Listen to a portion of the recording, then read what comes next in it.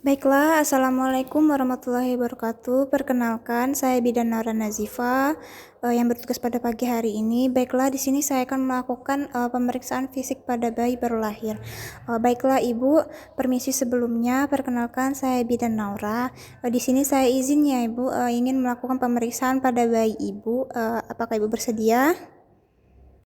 Baiklah, yang dilakukan pertama pada pemeriksaan yaitu adalah pemeriksaan APGAR, di mana kita akan melakukan pemeriksaan yaitu appearance atau warna kulit, di mana kita akan melihat warna kulit pada bayi yaitu warna kulit bayi tanpa kemerahan. Lalu selanjutnya kita akan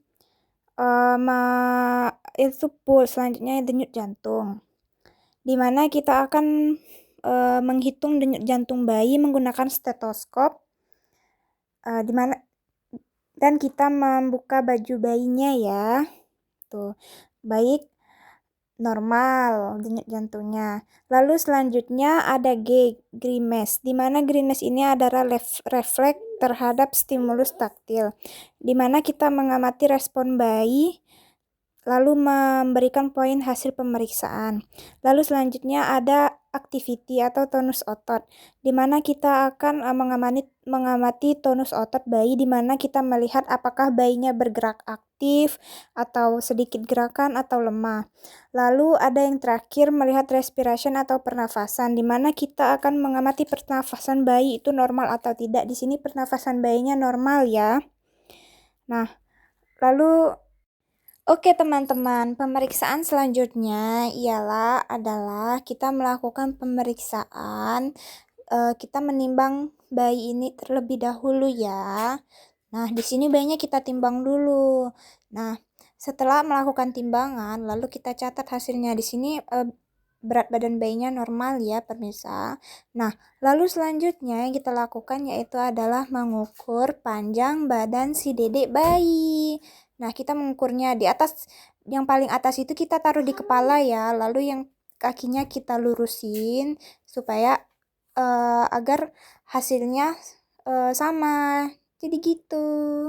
Baiklah teman-teman, lalu selanjutnya kita melakukan pemeriksaan pada kepala bayi ya. Di sini kita melihat keadaan kepala bayi, apakah ada tonjolan atau kelainan lainnya. Lalu kita mengukur lingkar pada kepala bayi ya.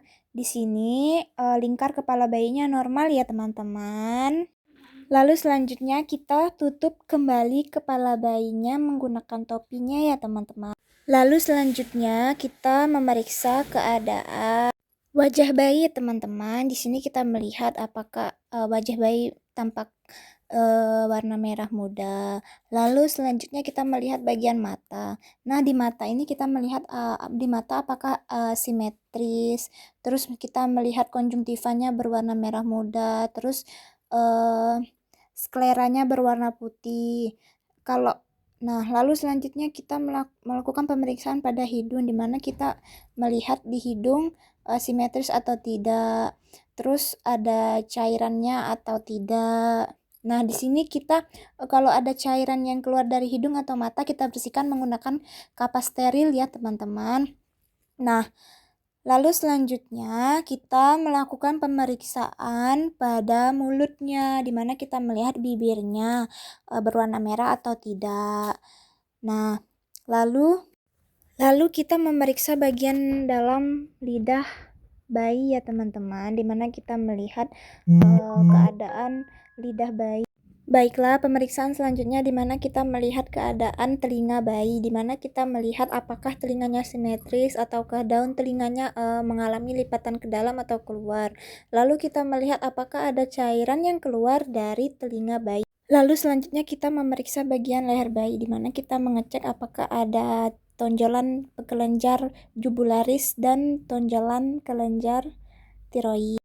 Lalu pemeriksaan selanjutnya kita melakukan pemeriksaan pada dada bayi ya, di mana di sini kita buka bajunya, lalu kita mengukur lingkar dada bayi tersebut menggunakan metlin, kita ukur. Nah, di sini lingkar dada bayinya normal ya teman-teman.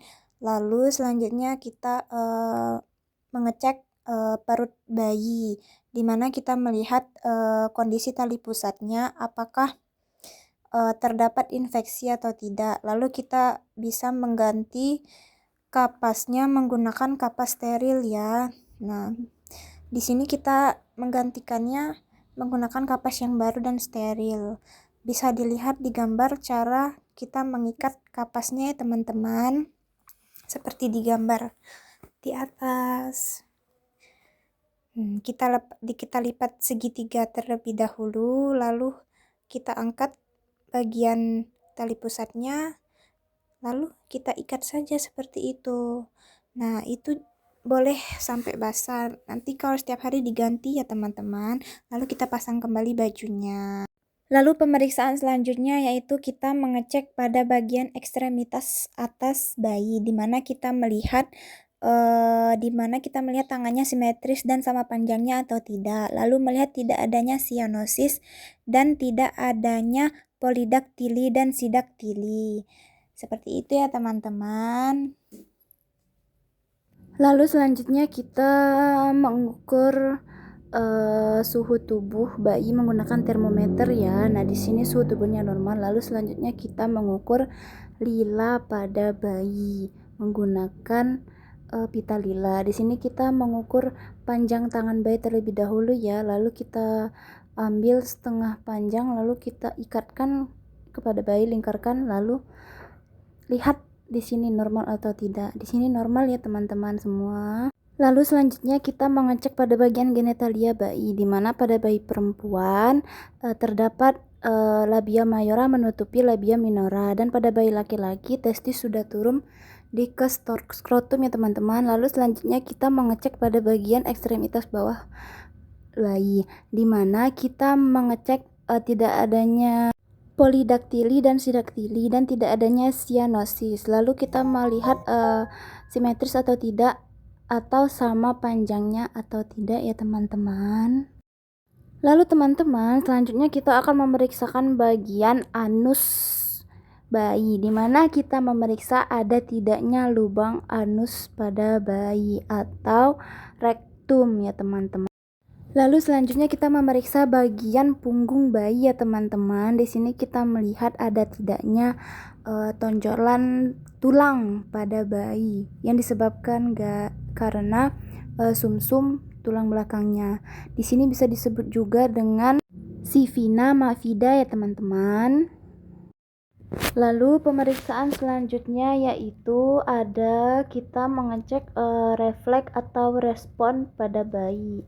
Di sini kita bisa mengecek yang pertama yaitu ada refleks Moro. Di mana refleks Moro itu kita mengecek bayi itu menangis kuat atau tidaknya, seperti itu.